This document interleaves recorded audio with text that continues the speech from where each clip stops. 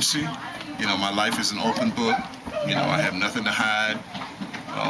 So 2 or 3 different kind of conceptual things that you can make of just the jars. But if you look at the symbols, there's usually something in each picture that gives. Now, one of the big things is that, see this chair here, this old chair. Mm-hmm. I was baptized in Rome, Mississippi in about 1953 or 54. Mm-hmm. And my father was a Baptist preacher. And we used to have something that's called revivals. And when we had revivals in the South, what they would do is as the preacher would begin to preach, they would take chairs, 3 or 4 chairs, and sit them out there. And at the end of his sermon, he would have an invitation, open invitation. And those who felt like their hearts were being converted or that they wanted to join the church, what they would do is they would come up with what they call the mourner's bench, which is a bench, and they would go and sit in the chairs as an affirmation of, okay, I'm ready to change my life, I'm ready to accept Christ. And so, on a Friday, which was the last day of the revival, 1953-54, I'd been sitting on the mourner's bench the whole week. My buddies had come up and joined church, different people had joined church, but I was still sitting there.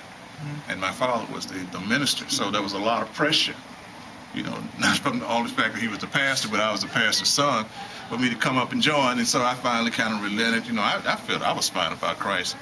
And so I came up and sat in the chair, a chair just like that. Now, I have no idea, from 1953 to 2000, and let's see, when did I go back and find that chair? 2007, 2006. I went back to the church. It was actually torn down. It was dilapidated. Nobody was no longer going. It was sitting out in the middle of the country.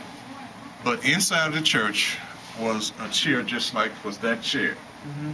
Like it was the same kind of chair that I went up when I joined church some 20 to 40 years earlier. Nice. And so I actually took the chair out of the old church, brought it back, had it shipped back here, cleaned it up. And so that chair is a chair that I kind of use as a central prop, you know, for all the pictures. This is the one consistent symbol. And literally the chair means commitment. It means to come and take a seat, come and join in the reality that is the church in Christ Jesus.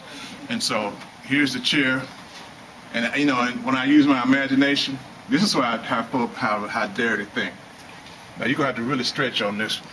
Because the idea is that if you found that one church, that one chair in the church after 30 or 40 years, conceivably, if you really stretch your imagination, could that be the same chair that you had sat in 40-some years earlier? Now, I know that's a real stretch of the imagination. It's like, oh man, that couldn't possibly be the same chair. Right. Except when I was telling the story, I said, I remember when I was sitting there some 40 years earlier, and I was sitting on the mourner's bench. My father was ready to close out the revival. I hadn't joined, so I decided I was going to join church. But I was chewing some gum when I was sitting there on the mourner's bench. And so when I got up and I went to sit in the chair, I took the gum that was in my mouth and I stuck it under the seat, right? Okay. Uh-oh, here we go. Yeah, there it is. You already know. Here we go. You already know. When I got the chair and I turned it up, I didn't do it immediately. When I got back home, got the chair back home, I had to ship it here, had to wait a week for it to get here. I turned that chair up, this chair right here, and right here under the corner, guess what was right there stuck on it? There it was. It was a piece of gum. Now, I'm not saying I'm not going to dare to say it's the same chair, but I did thought it was rather strange that I'd find that chair, and when I examined it, there was a piece of gum that must have been 40 years old or whatever, stuck there under the chair. Wow. Now, I've said that to you because here's a chair. Wow.